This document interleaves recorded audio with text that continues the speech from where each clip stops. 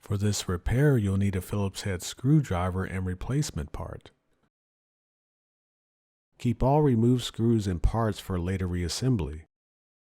Before starting, power off Bob by pressing and holding the go button. Next, remove the side brushes. Pull up to remove them. Then, remove the 8 screws for the bumper attachments.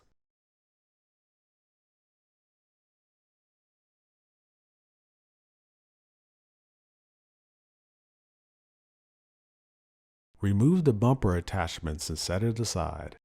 Flip Bob over to remove the bumper. Disconnect the circuit plug that is connected to the bumper. Then remove the bumper. Install Bob's new bumper.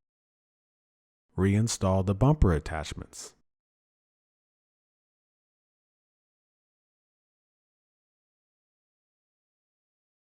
Lastly, replace the side brushes.